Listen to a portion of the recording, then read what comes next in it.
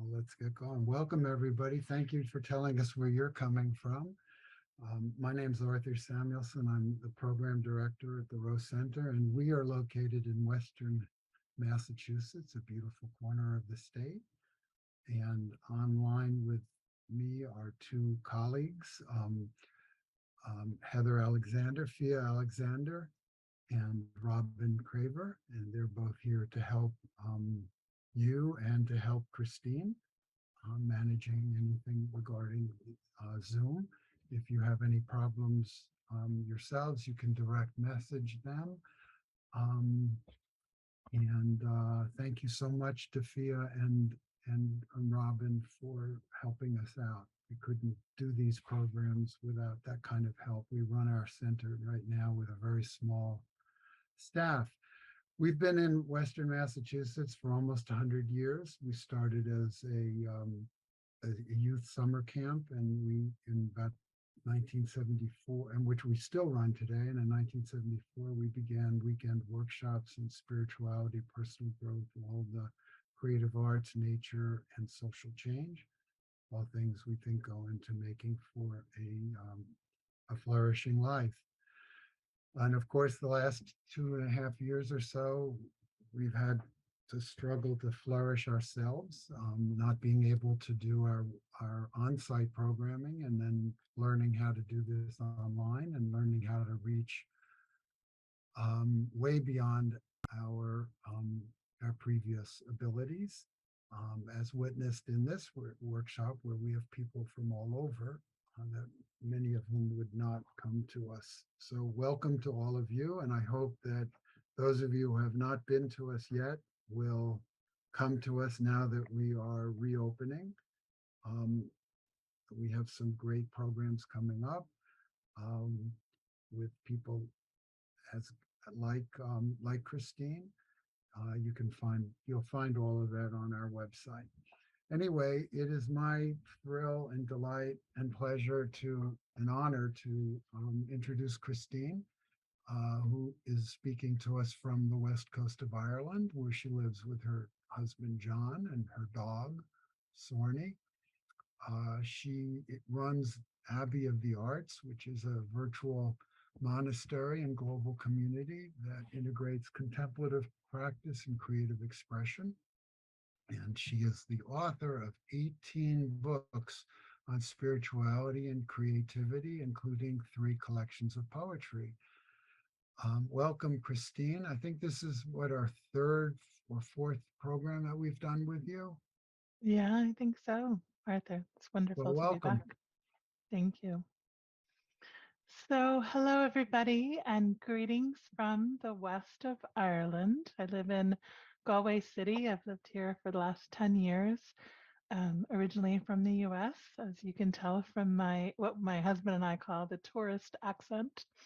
Um, and we love living here in Ireland, and we love the people and the landscape and the way the Celtic imagination inspires us to new ways of seeing the world and creativity, and I love bringing some of that wisdom to you. So thank you for being with me in this cozy Zoom living room space where we're, almost 100 of us are gathered together around the virtual fire with our notebooks and pens, or maybe just our computers or iPads, ready to do a little bit of writing. So, this series that we're doing during this month of October is Writing with the Ancestors.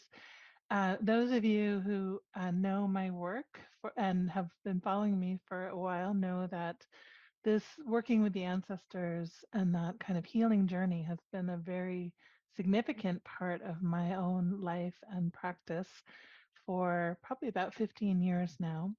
And I'm just finishing up a book that's called The Love of Thousands, Honoring Angels, Saints, and Ancestors. So this particular workshop is focused obviously more on writing prompts and writing practices that help us to get in touch with our ancestors, whether they be blood ancestors or ancestors of spirit. It's the practice here that we're going to be engaging in is to let poetry, intuition, art, music, movement help to connect us to that wide body of beings that in the Celtic imagination we believe is just there beyond the veil, and particularly at this time of year as we're approaching the Feast of Samhain, Samhain being November 1st, and also the feast of course, All Saints and All Souls in the Christian church. But I'll be talking a little bit more about that. Margot didn't catch the book title. It's called The Love of Thousands. It comes from a quote by the poet Linda Hogan, and honoring angels, saints, and ancestors. It won't be out for another year, so you'll get a little preview of some of the content here.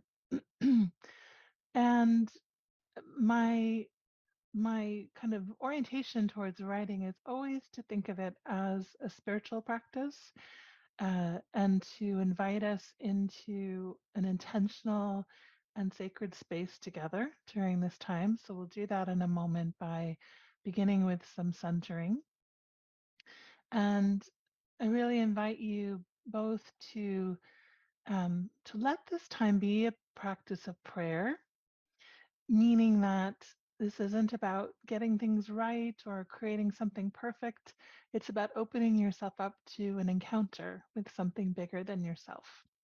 And so that's all that we're asking in this time, really, is to open up our hearts and to let writing be the vessel or the vehicle for that opening to that great spirit or the love of thousands or the ancestors or the angels or the saints or however you want to name that in reality and presence in your own life.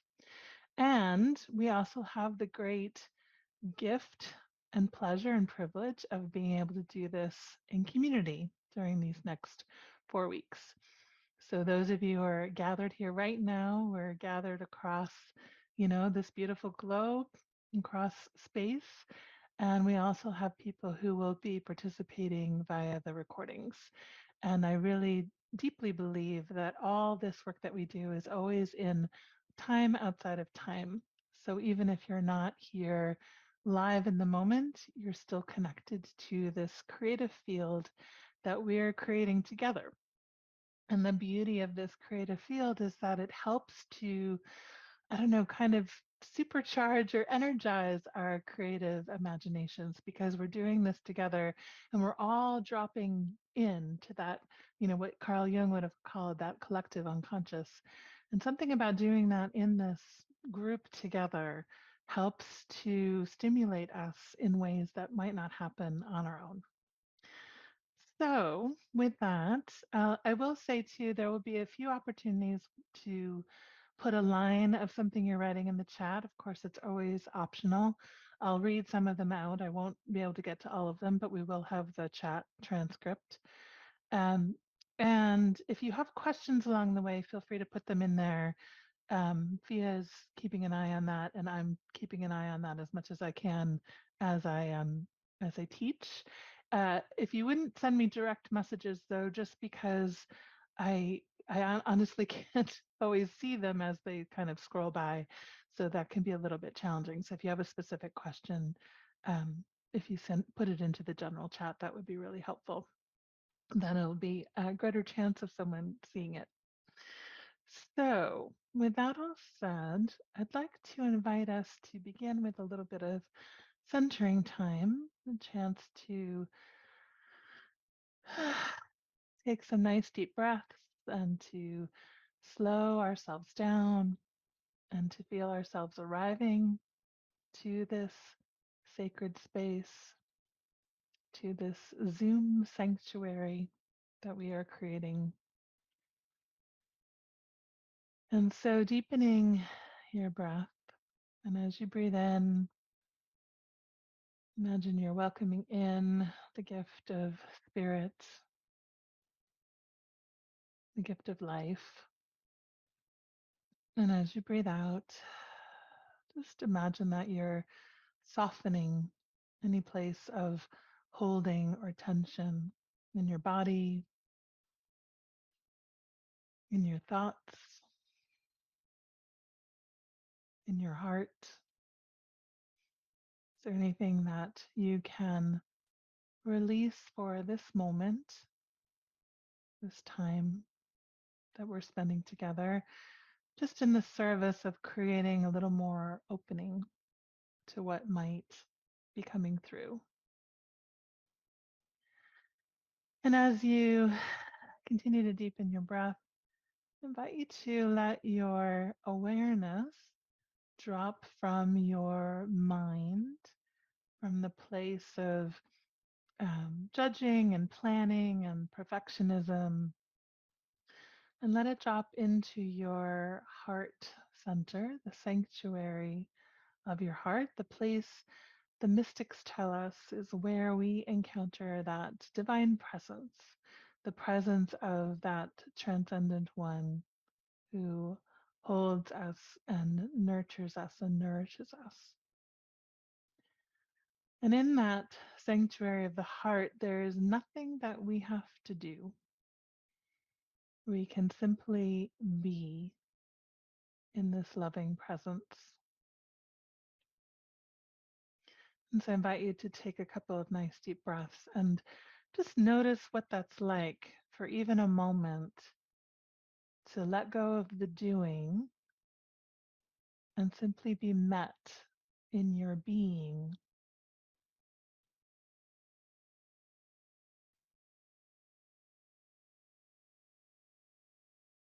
And see if anything else softens as a result of that.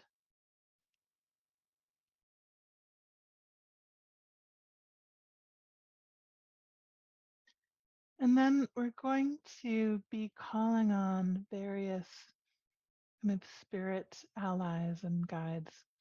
And if the language I use doesn't work for you, just use your own words. Don't worry too much about the specific words I use.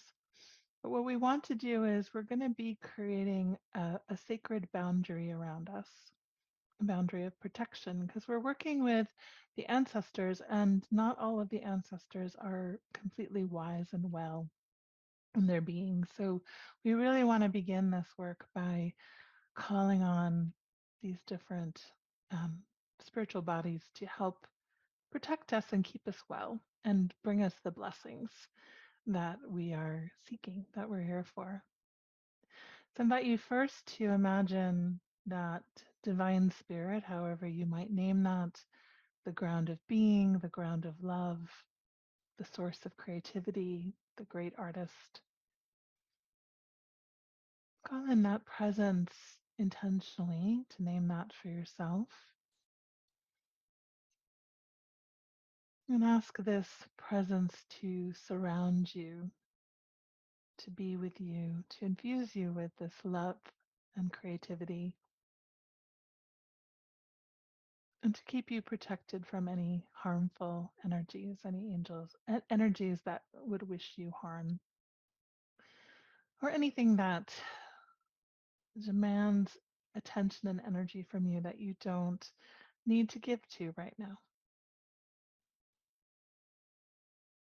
And then you might invite in the presence of angels, archangels, guardian angels, other kinds of spirits of light, beings of light,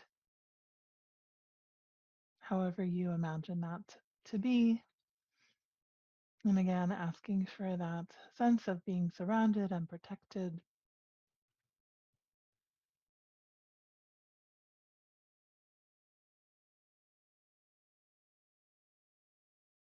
And then calling in any saints. And the saints might be kind of official saints of the church, but they might also just be other humans and animal beings that are wise and well, that you know have passed over in a state of vibrant aliveness, and that you know you can call upon to help be with you and protect you and be present with you in this journey. And so just notice who comes to mind.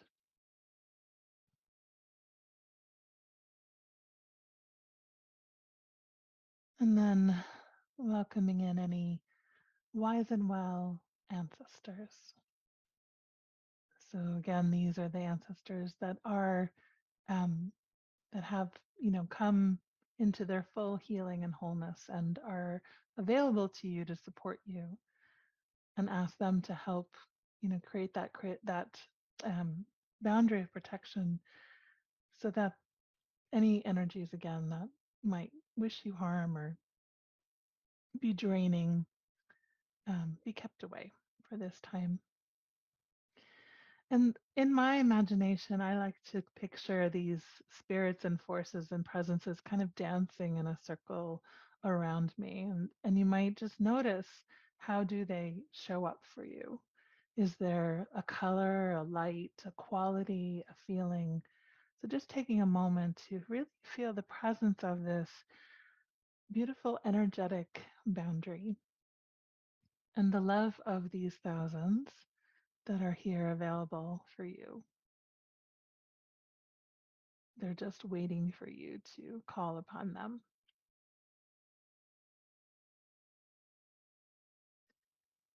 And then I invite you to imagine this circle here of pilgrims and writers and artists. And just imagine that we're sitting in a circle around a fire. And you can see around each one of us this beautiful circle of light, of protection, of radiant energy. And you just send blessings around the circle for each person here. Gratitude for their willingness to say yes, to show up, and to be with you on this sacred journey. And taking a moment to receive those blessings back that are being sent around. And then connecting back to your own heart.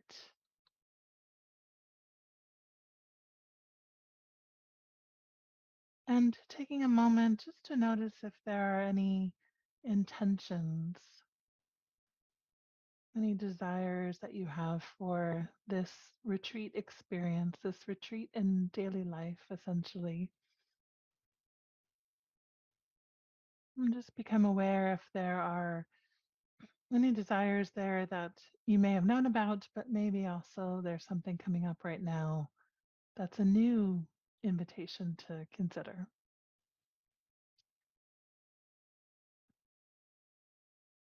And maybe just making note of anything you notice.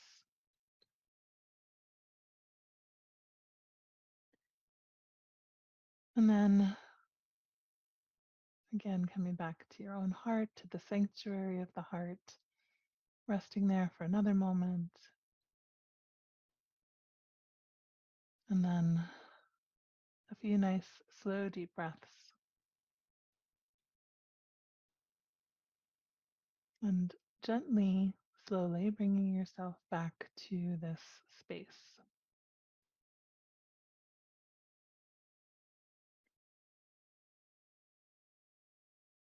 So, invite you, if you feel inspired, to write if there was an intention that came to you, you'd be welcome to write that in the chat. Or if you had a particular image of this circle of protection that came to you that you'd like to share, be welcome to share either of those. And I can read a few of those out. And I'm going to talk a little bit about our process. So today we're laying a bit more groundwork. We will get to some writing very shortly, but we will have more time writing as each week goes on. But I really wanted to kind of set the foundation for our work together here. So I see receive love to heal, healing, guidance for next steps, stop being afraid, to listen. St. Patrick's breastplate prayers. Yes, exactly. That's very much what we're doing, is in the similar kind of energy, calling in the protection in all the directions. To bless and be blessed, circle of trees swaying back and forth around me, receiving love and wisdom with an open heart, curiosity, centered strength, creative jumpstart. Intention is to be completely present. Circle felt like a folk dance, two circles with laughter and warmth. Deepen and sink into being, joy, truth, and light, to discover, to forgive my mother, connect to my essential self, learn how to engage in writing, to access the wise and well ancestors in service of those needing healing for the family line, heal relationships with my parents. Yeah, thank you. Those are beautiful. And all of that is perfect for where we're going, to be present to love, to bring in more healing, to find some guidance, to perhaps lessen our anxieties, to open our hearts, to find more strength, to find more creative joy, to dance and celebrate. Exactly. To listen to the voice of the great creator and stay out of my own way. Yes. We're going to try and do that as much as we can during our time together. So, really, this work that we're doing is really sacred work, really important work. Um, I very much believe that the ancestors are, um, you know, beings that we can be in relationship with and that have blessings for us. Also, that for some of them that we need to do some healing work with, whether it's a relationship between us or healing something that was more a wounding in a family line. But to always remember that when we're doing that healing work, that we call upon that love of thousands of the divine spirit, the angels, the saints, the wise and well ancestors to support us in that work. So I know when I first started this, I kept thinking I had to do it all by myself. And over time, one of the great gifts for me has been realizing that there's just these layers and layers and layers of presence and love that is available to us to help us, yeah, to help that healing work. And not it doesn't mean we have to do it all ourselves. In fact, we I think we just open the way for it to happen. Um, and also the idea that the ancestors actually want to be in relationship with us. And in I mentioned the feast of Samhain that's coming up at the end of this month, so we're sort of leading up to that. So I hope by the time we get to Samhain, you'll feel really connected to your ancestors in loving and healing ways. And the beauty of this Celtic feast, I think, is multiple. One of which is that it's the start of the new year. And it's the start, of course, in the Northern Hemisphere, the start of the dark half of the year. So as the dark grows and grows, right, we're moving into that deeper connection with the ancestors. We're listening for their voices across the veil. And also this sense that this is the new year. We're beginning in the dark in the time of incubation. And I think for our creative work, it's such a essential wisdom to hold on to know that all creative work begins in the dark. All of it begins with these seeds that we can't see. So sometimes we might feel creative blocks. And it's not actually a term that I like that much because I think a lot of the time a block is actually just a moment that we need to rest and listen and allow that unfolding that's happening beneath the surface that we can't see. And sometimes in our push to do and do and do and create and strive, we can actually shortchange or thwart that growth that's happening beneath the surface. We'll talk more about that as well. But essentially, what we're doing is this um, work of opening ourselves up to a different kind of knowing and a different kind of wisdom.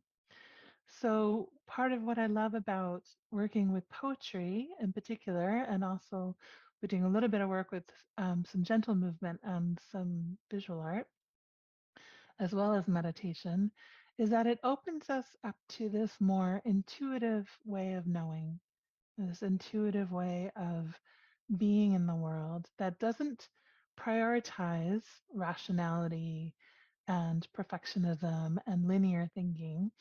It actually prioritizes the dream world. It prioritizes symbolic symbols that arise for us in our daily lives. It prioritizes this more spiral kind of way of knowing in the world. And we can cultivate that through this work that we're doing. We cultivate that. And the more that we allow ourselves to live in from that kind of knowing, I think the more we actually are able to hear the voices and the wisdom of the ancestors and those across the veil, because I think they're speaking to us all the time. It's just we have to learn the language that they're speaking in.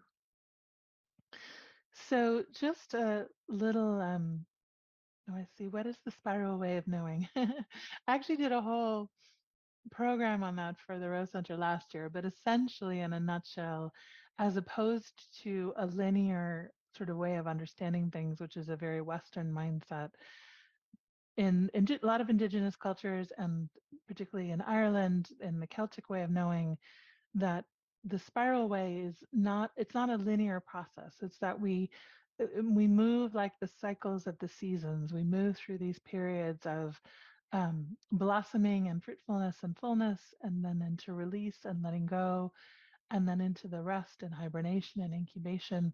And the more that we can really honor um, those cycles, I think the more that we actually give reverence to our creative work and actually allow it to thrive more fully.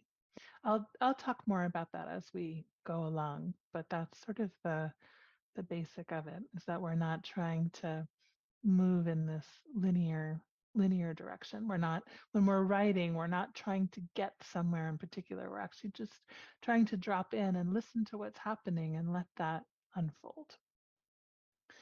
So I just want to share my screen here for a moment, and I have a couple of just some guidelines as we move through. So just some invitations for you as we're moving through this program. So I invite you, when we're doing this, to turn off your message notifications, to turn off your distractions, anything that might take your awareness and attention out of this ritual space, if possible, and to give yourself this gift of full intention and creating a sanctuary for yourself. So part of that might be even before arriving, a few minutes before, and really allowing yourself to settle in and opening yourself up to this experience. Allow yourself to be exactly as you are. So you don't have to come thinking a certain way or feeling a certain way. You could feel, really sad one day and you'd be most welcome here. You could feel really confused or ambivalent another day and you'd be most welcome. And so the idea is not to change what we're feeling. The idea is to simply be present and bring some compassionate presence to how we are, and then see what the creative process might do with that. It's all gift for that. Open to the gift that your ancestors bring for you, but holding your expectations lightly. So again, the kind of more linear mindset would be, I want XYZ from my ancestors, but the more spiral way would be opening up to what are the gifts that are arising in my awareness, both in this session as well as in the daily practice. So it's another piece of this, is because we're doing this over 4 weeks, you can really become more present during the days in between as well to things like your dreams and synchronicities and symbols that arise and maybe poems that cross your path. And then to know that at times, because sometimes we'll touch into some, tender things, into some grief, into some places that need healing, challenge and resistance can be as fruitful as places of ease. So just to notice for yourself when you want to pull back or when you want to just kind of shut down, sometimes that's actually a very healthy thing for us to do. Our kind of dissociation that we can have as a response to difficult things can actually be a helpful tool. And just to notice, okay, can I bring myself back? Can I bring myself back here? Does that feel good for me right now? Does that feel safe? Again, always taking everything, um, always taking care of yourself in all things.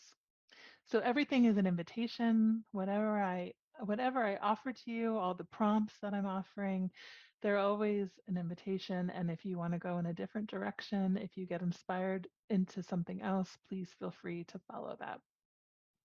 And then just keeping yourself on mute and using the chat function to share and ask questions, which we already talked about.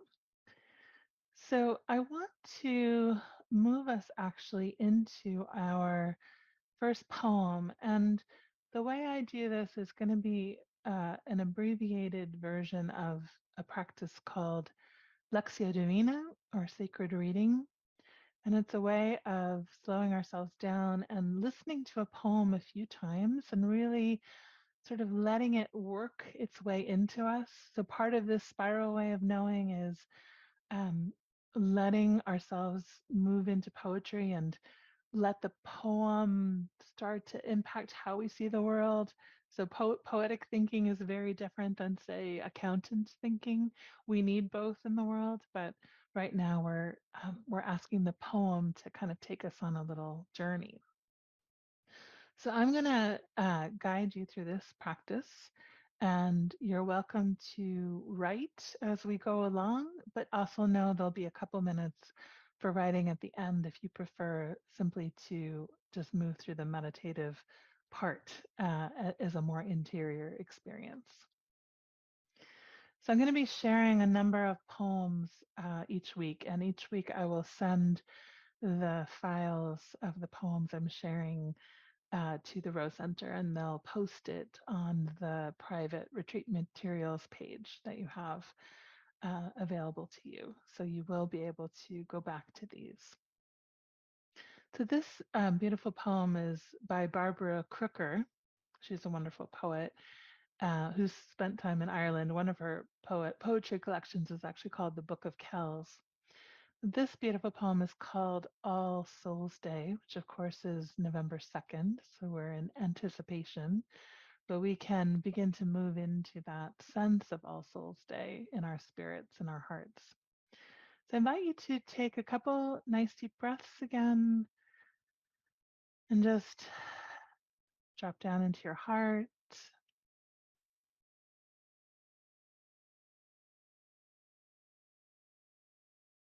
In the rule of Saint Benedict, who was one of the founders of monasticism, Benedict writes to listen with the ear of your heart, which again is to listen from a different way of being, to listen from this more spacious place. I invite you to listen to this poem. I'm going to read it through twice. Listen for a word or a phrase that calls to you or shimmers for you. All Souls Day. Say November woods. Say the colors of the earth, ochre, sienna, umber, a hearth where the fire's gone out. Wind scours trees to their bones, a chevron of geese cuts a wedge in the sky. Imagine a hawk the color of winter. On the Day of the Dead, he seeks a thermal and soars. The dead rise too, will o' the wisps of mist and haze, tobacco smoke from Indian pipes, the plumes of tall grasses. They are always with us, tangible as breath, fill the interstices of then and now. In the November woods, cold air settles like a blanket. The sky tucks itself in. Everywhere, the silence of all the folded wings. All Souls Day. Say November woods. Say the colors of the earth, ochre, sienna, umber, a hearth where the fire's gone out. Wind scours trees to their bones. A chevron of geese cuts a wedge in the sky. Imagine a hawk the color of winter. On the Day of the Dead, he seeks a thermal and soars. The dead rise too, will o' the wisps of mist and haze, tobacco smoke from Indian pipes, the plumes of tall grasses. They are always with us, tangible as breath, fill the interstices of then and now. In the November woods, cold air settles like a blanket. The sky tucks itself in everywhere, the silence of all the folded wings. So take a moment to just let whatever word or phrase is shimmering to you or calling to you, just let it have a moment of echo in your heart. Just hear the sound of it repeating inside of you.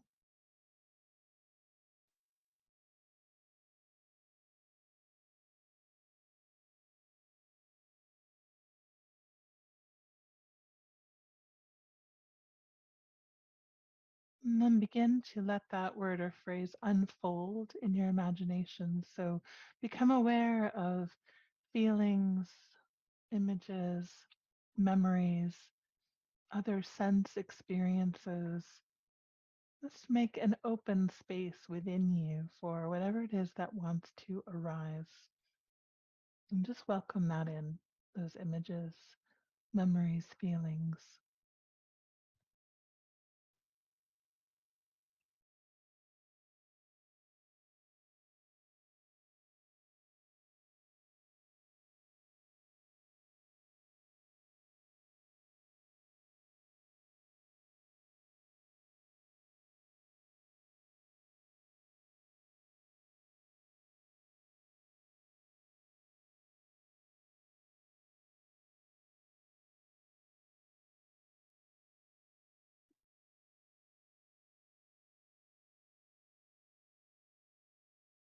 And then listen to this poem one more time. All Souls Day. Say November woods. Say the colors of the earth. Ochre, sienna, umber, a hearth where the fire's gone out. Wind scours trees to their bones. A chevron of geese cuts a wedge in the sky. Imagine a hawk the color of winter. On the Day of the Dead, he seeks a thermal and soars. The dead rise too, will-o'-the-wisps of mist and haze, tobacco smoke from Indian pipes, the plumes of tall grasses. They are always with us, tangible as breath, fill the interstices of then and now. In the November woods, cold air settles like a blanket. The sky tucks itself in everywhere, the silence of all the folded wings. So, listening now for any sense of invitation that is coming to you through this prayer, through this opening your heart, through the repetition of the poem. Just listen for what the invitation might be to some new awareness in your life.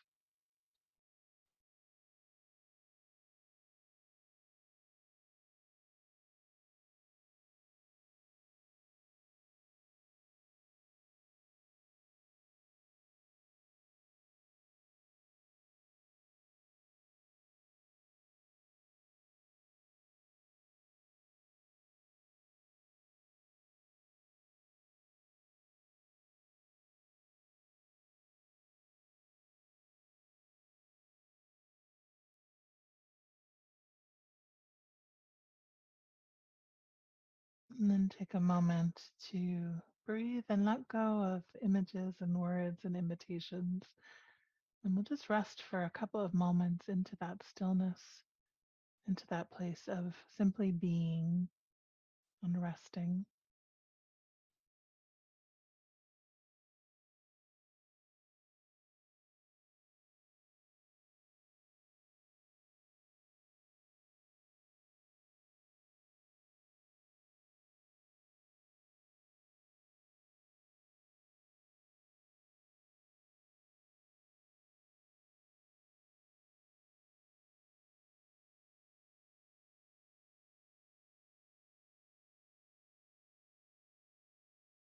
And then taking a few nice deep breaths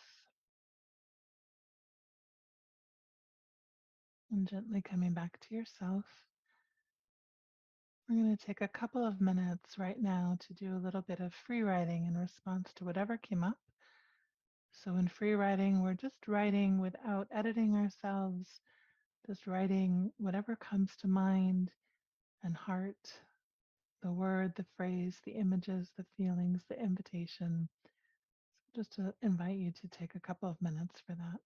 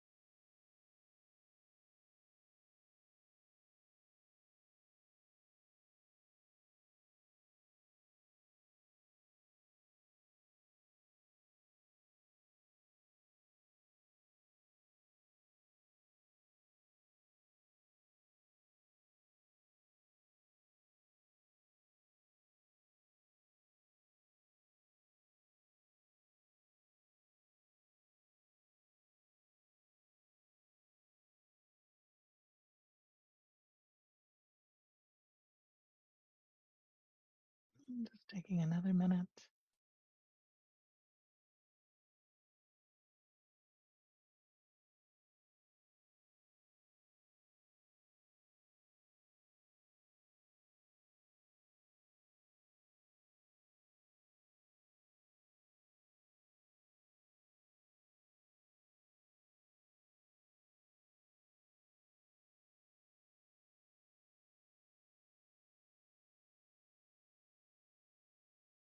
So if you want to put a line or an image in the chat, you'd be most welcome.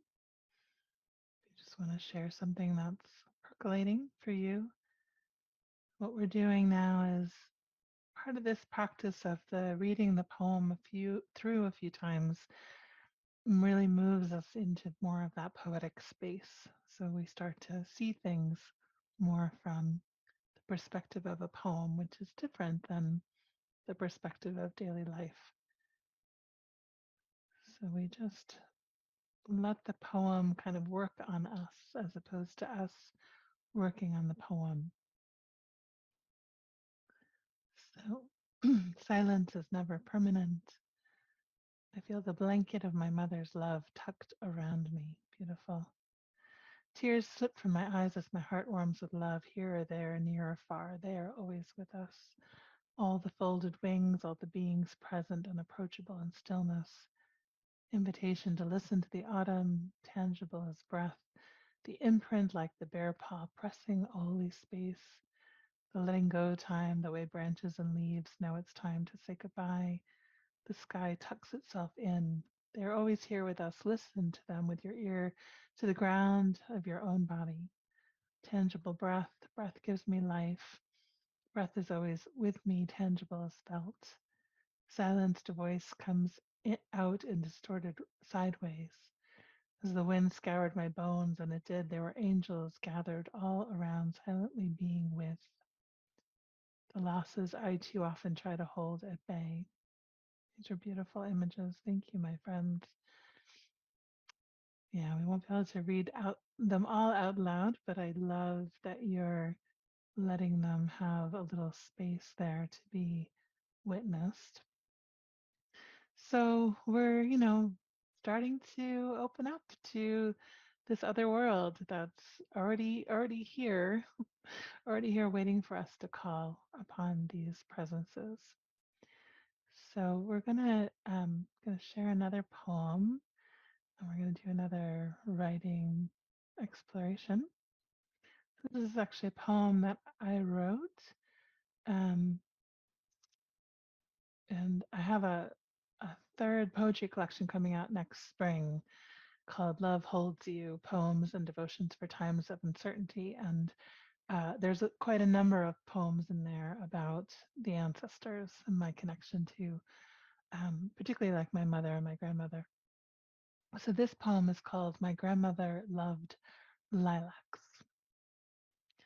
I bury my face into their soft hands, gulp down their honeyed perfection, and anything seems possible, even summoning you here, corners of your pinched mouth softening, your restless hands having knit me dozens of cardigans, now still. A song is playing only we can hear, the one you loved to sway your hips to when nobody was looking. Your fingers clutch the kite string of purple scent ascending. So, your invitation is to think about a scent, a smell, a fragrance, an aroma that evokes some sort of strong memory of an ancestor or something in the past. It could be something that somebody in your family cooked for you. It could be the scent of flowers. It could be something else entirely. Just see what comes to you in response to this invitation. And just let that, whatever that scent is that first comes to you, just let that be the doorway in and try and describe it with as much detail as possible. So we'll take about 5 minutes for this. And again, just letting your pen move across the page, try to stay away of the out of the editing mind or the perfectionist mind. This is really a prayer and a process and an opening to whatever it is that's springing forth. If you want to put the scent that came to you in the chat, that would be fun to see all the fragrances that were wafting through our imaginations. Orange marmalade, my grandmother's soup, roses, gardenia, Rice Krispie treats, pot roast, bacon, apple pie, apple strudel, old port cigarellos, lilies of the valley, pine sap, rain, wilted roses, Thanksgiving turkey, pipe smoke, Sunday lunch at my granny's, fried rose hips from grandma's tea, anchovy paste, 4711 cologne from Germany, white shoulders cologne, grapefruit, mothballs, sprigs of lavender, grandmother's perfume, homemade jam, grape jam, suntan lotion, tobacco smoke. Beautiful. I love it. It's like it's a whole beautiful list poem right there in the chat. How evocative that is. You might really continue to play with that because obviously the sense we're trying to go for really strong sensory images because that's really what brings the poem alive. So you could do this with any of the senses. You know, you could think about an image or a sound that reminds you of the ancestors and let that be the starting place for a poem as well. So thank you for that. I'm going to invite us now into just a little bit of gentle movement. We'll just take about 5 minutes for this, and I'm going to give you a form to work with. So, one of the things that we're trying to do in this work, like I said, is to move into the more intuitive knowing and more creative imagination. And uh, part of that happens when we allow ourselves to drop into our bodies. So when we're not so focused on the mind, again, that place of planning and analyzing and thinking and trying to make things happen, the mind tends to be more linear, whereas the body tends to be in that more spiral way of um, noticing what's arising in the moment and giving it space. And so we're going to do a practice called a hand dance, and it comes from a practice called interplay. Some of you might be familiar with it already, interplay in general. It's a wonderful set of improvisational tools for song and storytelling and movement. And the beauty of it is there's these very simple practices, and we can do this. You can do this to any degree that you feel comfortable. If you don't like movement or you don't want to move, you can do this in your imagination. But I also invite you just to see, what might happen if you stretch a little bit into that zone of discomfort if you feel led to that. But again, just really to trust whatever is true for you. So, to prepare for this short practice, what I'm going to invite you to do is to take a hand, any hand, and to just move it through the air in front of you, just slow and smooth, and then maybe fast and jerky. And then let your hand come into a shape, any shape. And then let your hand come into another shape.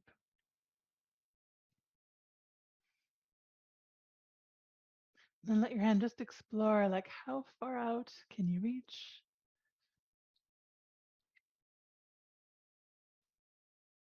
And then let your hand just come to rest somewhere in your body.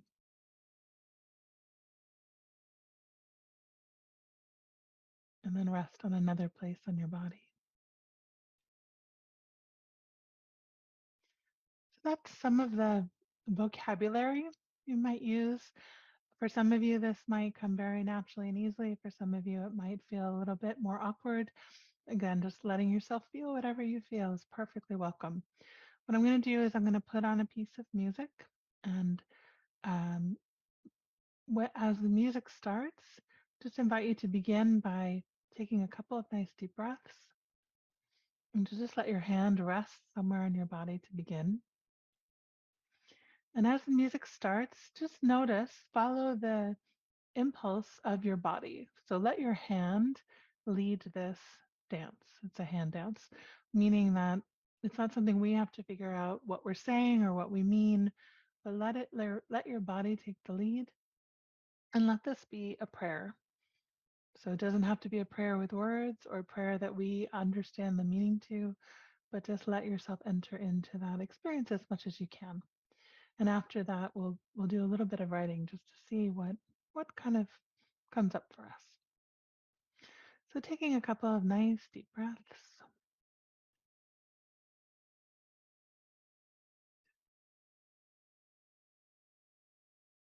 And I'm just going to bring my screen up.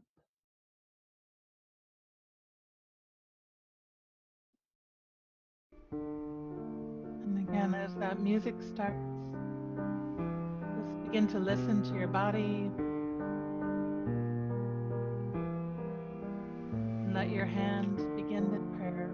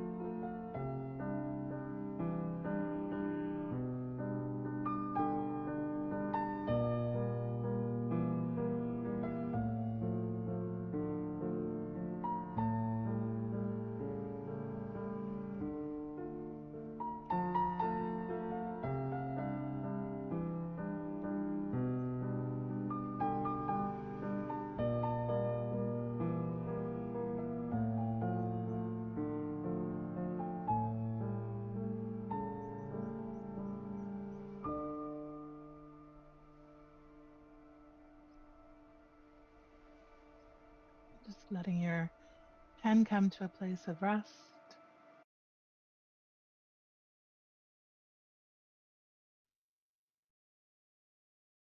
And just letting the movement continue in your imagination for just a moment, feeling the resonance of the music and the movement and the prayer. And then I invite you to take a couple of minutes to just free write to anything, any images that came to you, any words, anything at all. If you want to just continue to rest in the silence, that's welcome too. But just allow a couple of minutes to notice what is the energy that's moving through. What are the images arising?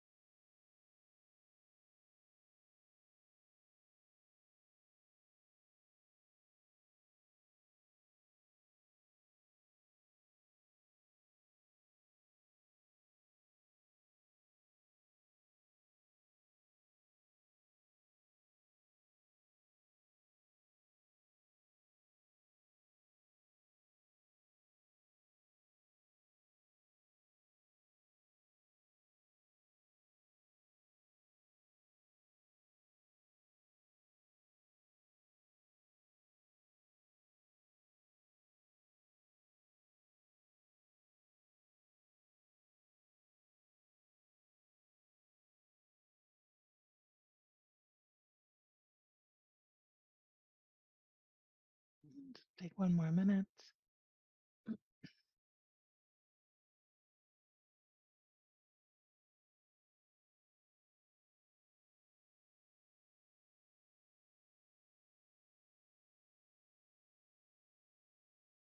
And again, if there's anything you noticed in that experience that you want to share in the chat, you'd be most welcome, or a line that came to you. Part of why we move fairly quickly through the writing prompts is to not give our minds too much time to obsess and analyze things, and to know that you can go back to all of these as little seeds, right? That might open later with some more cultivation. I can be graceful, butterfly conducting an orchestra. I want to live like a river flows, carried by the surprise of its unfolding, setting you free and holding you in my heart. We reach beyond ourselves, longing to touch. Rain of blessings held in holy well and chalice. My hand invited my other hand to join in her dance, as if my other hand was representing the ancestors surrounding me during this time. Letting go and gathering willowy fabric, opening to a closed window, the flow of life force between all beings, hands like birds fluttering and soaring. Went outside and danced a waltz, twirling in the grass and patio. Excuse me. Beautiful, beautiful imagery. Thank you for that, everybody. And I appreciate that. Oops, sorry. That appreciate all the different ways that you entered into that experience. I know for me, I was really aware of how my hands are, the culmination of the hands of my ancestors. So here are the ancestors dancing with me right through my blood and bone, but also through my literal hands. It's kind of lovely. I always see I have my father's hands, so I'm just very aware of that. We're going to do one more poetry writing exploration, and then I'm going to give you some suggestions for the coming week. And then the last 15 minutes, for those of you who want to stay, will be an opportunity for breakout groups. So you have the option to stay on for that or not. But we're going to do one more poem, and I'm going to give you some suggestions for the week, and then I'll let you know if you want to stay or leave for the breakout groups. You'd be more than welcome, and I'll give you some guidelines for that. So let's do one more poem. I'm going to share another poem of mine. This is called I Dream of My Mother. We drive along the California Coast Highway in a shiny red convertible with room for your wheelchair in back. You tell me to drive because you want to take in the view. You hold up a pink pinwheel you've brought and giggle as it twirls around in the summer wind. You point at things, a pelican, a hot air balloon, a kite, and I remind you I'm driving so my eyes stay fixed on the road. I catch a glimpse of you from the corner of my eye, your big sunglasses, silk scarf fluttering, pomegranate lips revealing coffee stained teeth. You say something about being like Thelma and Louise, and I remind you it doesn't end well for them. I look in the rearview mirror. My eyes look tired, and I can see the sun setting. The orange globe of light slowly disappears from view. So, my invitation to you is to imagine that you have a dream of one of your ancestors. It could be an ancestor that you know or somebody that you don't. Maybe it's a dream that you have of one of your great, great, great, great grandmothers. So remember, this is the poetic space. It doesn't have to have actually happened, but it can still be true. And it can be a dream that you have had, but it can also just, this was a dream that was sort of like a waking dream, you know. So see where that takes you. Let yourself really enter into the dream space for a couple of minutes here and and see what's evoked. And then if you want to put um, I dream of in the chat and what it was you were dreaming about, that would be welcome.